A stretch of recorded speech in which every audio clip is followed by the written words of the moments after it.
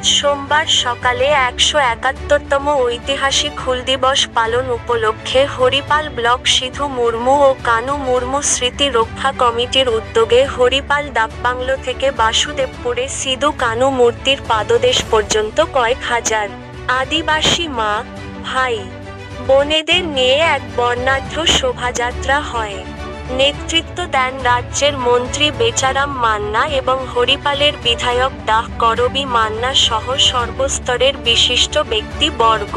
এরপর বাসুদেবপুরে সিধু কানু মূর্তিতে মাল্যদান করে ১৮৫৫ সালে স্বাধীনতা আন্দোলনের বীর আদিবাসী শহীদের প্রতি সম্মান ও শ্রদ্ধা জ্ঞাপন করেন। আদিবাসী সমাজে কৃতী ছাত্রছাত্রীদের সম্মাননা দেয়া হয় এবং সাংস্কৃতিক অনুষ্ঠান মধ্য দিয়ে শ্রদ্ধার সাথে পাল হয়। উল্লেখ্য, হরিপাল বিধানসভা ৩১টি আদিবাসী পাড়ায় ৪টি করে আদিবাসী সমাজের অতি পবিত্র শাল গাছ বপন এবং আদিবাসী মাঝিদের এবং মোলদের গত এক সপ্তাহ ধরে পাড়ায় গিয়ে মাথায় আদিবাসী সমাজের পাগড়ি পরিয়ে সম্মানিত করে। আজকের এই অনুষ্ঠানে আসার জন্য একটি শাল গাছের পাতা দিয়ে আমন্ত্রণ করেন রাজ্যের মন্ত্রী বেচারাম মান্না এবং হরিপালের বিধায়ক ডাহ করবী মান্না সহ হরিপালের সর্বস্তরের নেতৃত্ব ও জনপ্রতিনিধিরা।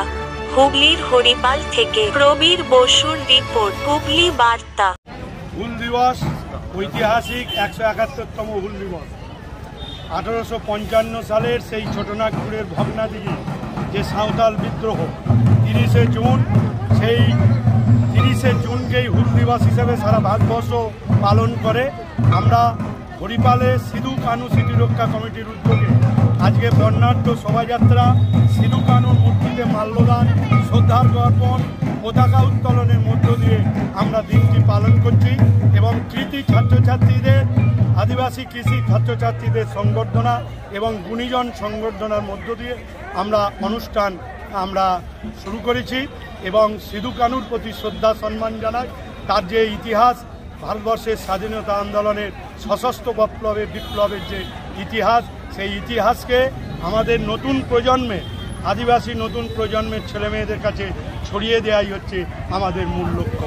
কয়েক হাজার আদিবাসী ভাই বোন, মোড়ল, মাঝি, বাবা, বোনের, নাইকে সকলেই, মায়েরা, বোনেরা, ছাত্রছাত্রী সকলেই এই শোভাযাত্রা এবং এই অনুষ্ঠানে শ্রদ্ধার্ঘ্য অনুষ্ঠানে উপস্থিত হয়েছিল।